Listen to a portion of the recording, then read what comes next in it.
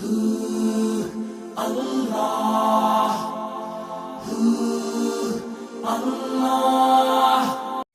سب متوسط یا غریب لوگ بیٹھے ہو، میرے نبی جیسا غریب پوری کائنات میں کوئی نہیں۔ میں جبوتی صومالیہ گیا ہوں، وہاں کے غربت کو دیکھ کر مجھے لگا جیسے لفظ غربت بھی ان کی غربت پہ روتا ہے۔ ایسی غربت میں نے پورے پاکستان میں کہیں نہیں دیکھی جو میں نے جبوتی میں دیکھی، صومالیہ میں دیکھی، کیمرون میں دیکھی، چاڈ میں دیکھی، سوڈان میں دیکھی۔ 24 گھنٹے میں ایک دفعہ بھی کھانا نصیب نہیں۔ ہمارا غریب سے غریب آدمی 24 گھنٹے میں چولہا جلا بیٹھتا ہے، لیکن میرے نبی پر جو غربت آئی، کوئی ہے پوری دنیا میں تو اللہ نے مجھے پھرائی ہے جس کے گھر میں 2 مہینے چولہا نہ جلتا ہو۔ میرے نبی وہ فقیر تھے جن کے گھر میں 2 مہینے چولہا نہیں جلتا تھا۔ ایک رات آپ سوئے ہوئے، کبھی یوں کروڑ بدلے اور کبھی یوں کروڑ بدلے، بار بار حضرت عائشہ کے ساتھ۔ تو تھوڑی دیر کے بعد آپ تھوڑا سا آگے ہوئے اور چارپائی کی جو لکڑی ہوتی جس پر بان بن ہوتا ہے، اس پہ پیٹ کو یوں فکس کر کے اور نیچے لٹک گیا، دھڑ آدھا نیچے لٹک۔ فَكَانَ قَابَ قَوْسَيْنِ أَوْ أَدْنَىٰ۔ واہ واہ واہ، کیا مقام ہے قاب قوسین، اور کیا حالات سے گزر رہے ہیں کہ یوں آدھا دھڑ نیچے لٹک گیا۔ ام عائشہ اٹھ کے بیٹھ گئیں، یا رسول اللہ خیریت کیوں؟ آپ اٹھ کے بیٹھے، کہا عائشہ بھوک بہت لگی، بھوک بہت لگی، اس لیے پریشر دیا تاکہ وہ جو بھوک کی طلب ہے نا میدے میں، اس کو پریس کیا، اس لیے پتھر باندھتے تھے کہ وہ پیچھے چلا جائے۔ اب مسجد میں تشریف فرما تھے، ایک صحابی نہ کر کہ یا رسول اللہ یہ دیکھیں، کپڑا ہٹایا، یہ دیکھیں میں نے پیٹ پہ پتھر باندھا۔ جن کے لیے کائنات بنائی، جنہیں اپنا حبیب کہا، جن کے چہرے کی قسمیں اٹھائیں، والضحیٰ، جن کی زلفوں کی قسمیں اٹھائیں، واللیل اذا سجا، جن کے منہ سے نکلے بول کی قسم اٹھائی، وقیلہ، جن کے کتاب کی قسم اٹھائی، والقرآن المجید، جن کے شہر کی قسم اٹھائی، وہذا البلد الامین۔ اتنی بڑی ہستی ہیں، آپ نے کہا ذرا ادھر دیکھو، آپ نے پیٹ سے کپڑا ہٹایا تو آپ نے 2 پتھر باندھے، دیکھو میں نے 2 باندھے۔ کوئی ایسا فقیر ہے دنیا میں؟ دکھاؤ۔ عائشہ بھوک بہت لگی تو اللہ کے تو حضرت عائشہ رونے لگی، کہ یا رسول اللہ پھر آپ اللہ سے مانگتے کیوں؟ کہ عائشہ نہیں مانگوں گا، اسی بھوک میں اللہ سے ملاقات نہیں مانگوں۔ مجھ سے پہلے میرے جو بھائی آئے انبیاء، وہ اسی فقر میں گئے، میں بھی اس فقر میں جاؤں گا۔ اپنے گھر میں یہ دکھ رکھا، اپنی اولاد کے ذبح ہونے کو قبول کیا تاکہ آئندہ آنے والی امت کا غریب طبقہ گلہ نہ کرے، شکوہ نہ کرے، حرام راستوں پہ نہ جائے، غلط راستوں پہ نہ جائے، اور مالدار فخر نہ کرے میں کوئی بڑا آدمی بن گیا ہوں، میری اتنی بڑی فیکٹری بن گئی ہے، میری اتنی بڑی کمائی ہو گئی ہے۔ یہ نہ یہ بڑائی کی چیز ہے، نہ وہ چھوٹائی کی چیز ہے۔ جس سے اللہ راضی ہے وہ بڑا ہے، جس سے اللہ ناراض ہے وہ چھوٹا ہے، چاہے غریب ہے چاہے مالدار۔ حضرت عائشہ فرماتی ہیں بیٹا 2 مہینے گزر جاتے تھے ہمارے گھر میں چولہا نہیں جلتا تھا، چولہا نہیں جلتا تھا، 2 ماہ گزر جاتے تھے۔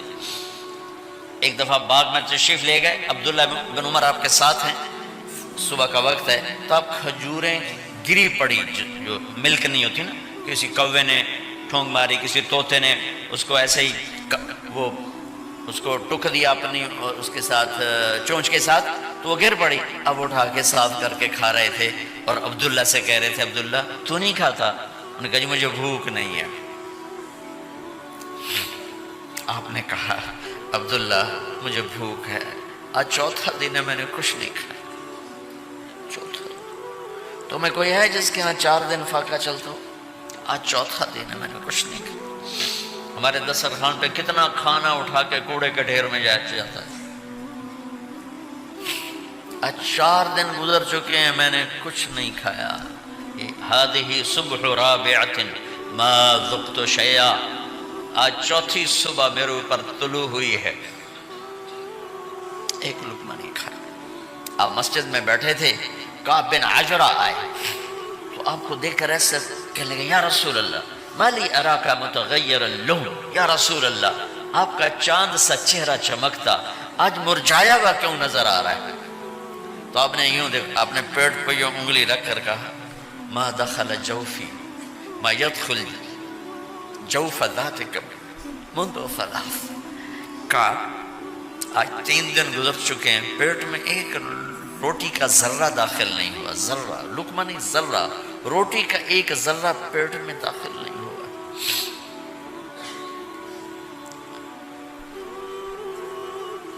اور اتنی بڑی رسالت، اتنی بڑی نبوت،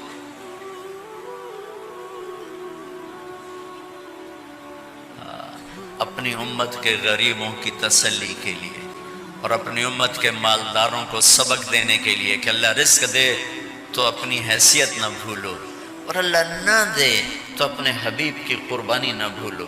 انہوں نے تو جان بوجھ کے یہ کیا، جان بوجھ کے، یہ نہیں کہ آپ کو کوئی تنگی اللہ کی طرف سے، جان بوجھ کے.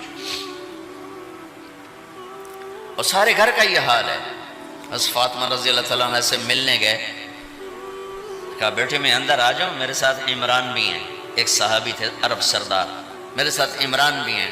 کہا ابا جان میرے گھر میں اتنی چادر نہیں کہ اپنے آپ کو چھپا سکوں، پردہ کرنے کے لیے میرے پاس چادر کوئی، تو آپ نے اپنی چادر اندر دے دی، کیسے پردہ کرنا، تو لپیٹ لی.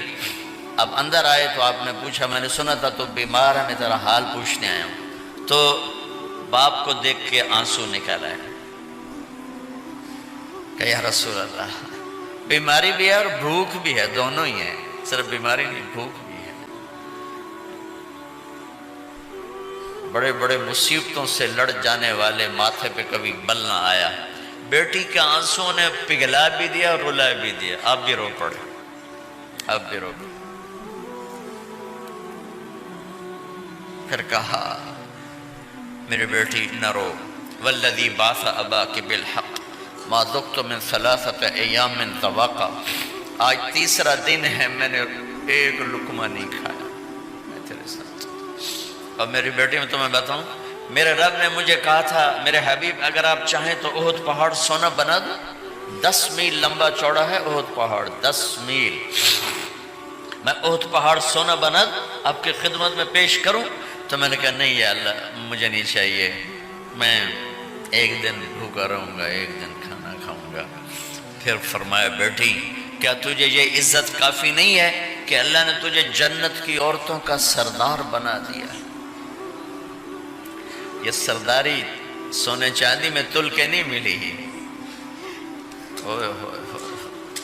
میں قربان جاؤں.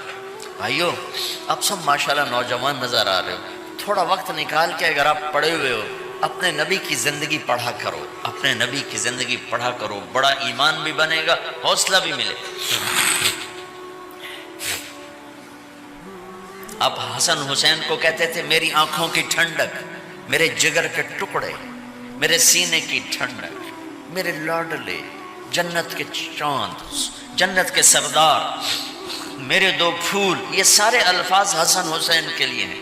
اور ان کے بھوک کی وجہ سے رونے کی آواز سنتے تھے اور تڑپتے تھے، لیکن روٹی نہیں مانگی ان کے لیے، روٹی نہیں مانگی.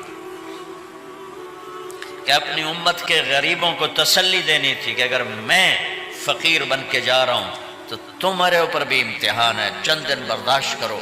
آپ نے فرمایا سب سے پہلے میں جنت میں داخل ہوں گا. سارے نبیوں پر جنت حرام ہے جب تک میں نہ چلا جاؤں، اور ساری امتوں پر جنت حرام ہے جب تک میری امت نہ چلی جائے. سب سے پہلے میں جنت میں داخل ہوں گا. وما یا فقراء المؤمنین، اور میرے ساتھ میری امت کے غریب لوگوں، میرے ساتھ میری امت کے غریب لوگ میرے ساتھ پہلے داخل ہوں گے. حضرت فاطمہ کے گھر میں فاقہ حد سے بڑھ گیا تو حضرت علی نے فرمایا کہ جاؤ اللہ کے نبی سے کچھ تو مانگ کے آؤ، کچھ تو پیٹ میں جائے. زندگی میں کبھی ایسا موقع نہیں آیا، یہ ایک دفعہ اتنا فاقہ آیا کہ حضرت علی جیسی ہستی نے بھی کہا جاؤ، تو آپ تشریف لائیں اور دروازے پہ دستک دی، تو اتنا پیار تھا۔ جب حضرت فاطمہ گھر میں داخل ہوتی، اللہ نے ہمیں اولاد کے ساتھ کیا سلوک کرنا ہے، اللہ نے ہمیں اپنے نبی سے یہ بھی سکھایا۔ حضرت فاطمہ جب بھی گھر میں آتی، اور ساتھ ہی تو گھر تھا، دیوار سے دیوار ملی تھی، روز کا آنا جانا تھا، تو میرے نبی بیٹھے نہیں رہتے تھے، آؤ فاطمہ کیا حال ہے، کھڑے ہو جاتے اور تیزی سے آگے بڑھتے، دروازے پر ہی حضرت فاطمہ کا ہاتھ پکڑ لیتے، ہاتھ کا بوسہ لیتے، بوسہ لے کر ہاتھ پکڑے پکڑے بیٹی کو چارپائی پہ پہلے بٹھاتے، اس کے بعد خود بیٹھتے تھے۔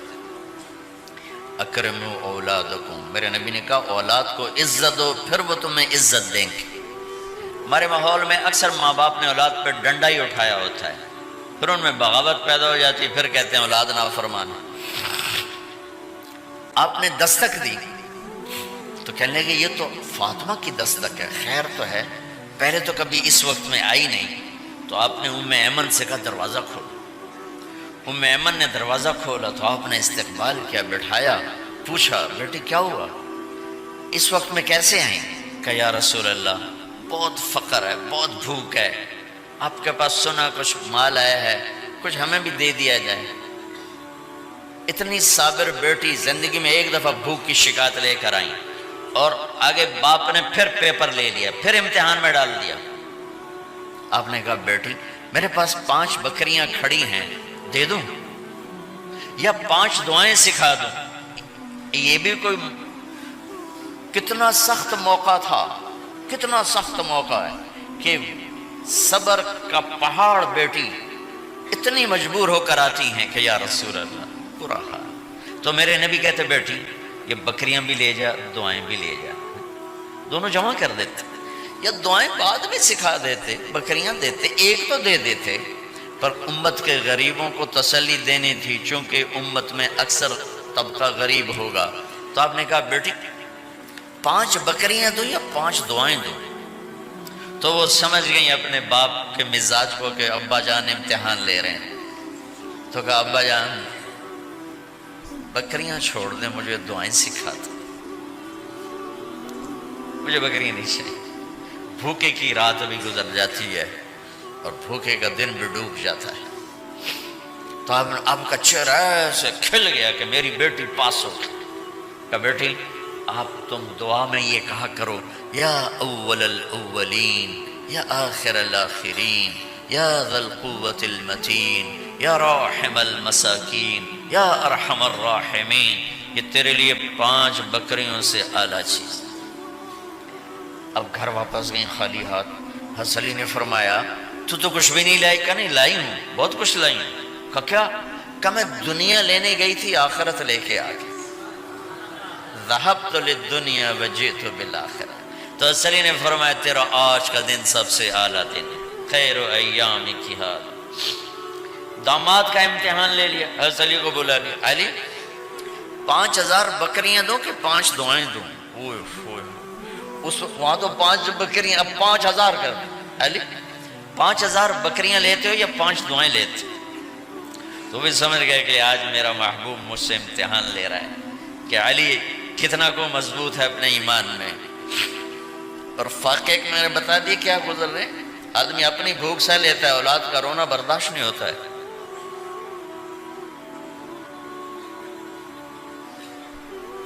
علی 5 دعائیں دوں کہ 5000 بکریاں؟ حضرت علی نے عرض کی یا رسول اللہ دعائیں سکھا دیں، بکریاں نہیں چاہیے۔ میرا نبی کا چہرہ کھل گیا کہ میرا داماد بھی پاس ہو گیا۔ علی تو یہ دعا مانگا کر روزانہ، اللہم اغفر لی ذنبی ووسع لی خلقی وبارک لی فی رزقی وقنعنی بما رزقتنی ولا تذهب قلبی الی شیء صرفتہ عنی۔ یہ 5 دعائیں تو مانگا کر، 5000 بکریوں سے زیادہ ہے۔ اللہم اغفر لی ذنبی، اللہ میرا گناہ معاف کر، وسع لی خلقی، میرے اخلاق عالی شان کر، بارک لی فی رزقی، میرے رزق میں برکت دے، قنعنی بما رزقتنی، مجھے لالچ سے نکال دے، مجھے لالچی نہ بنا، مجھے حریص نہ بنا۔ ولا تذهب قلبی الی شیء صرفته عنی، جو تو نے مجھے دیا نہیں اس کی میرے اندر سے طلب بھی ختم کر دے، مجھے اس کا طلبگار بھی نہ بنا۔ کہ یہ 5000 بکریوں سے زیادہ ہے۔ میں نے تھوڑا سا اپنے نبی کے گھر کا نقشہ آپ کو بتایا کہ یہ چند دن صبر کی دنیا ہے، اللہ راضی ہو گیا تو موت سب سے خوبصورت پیغام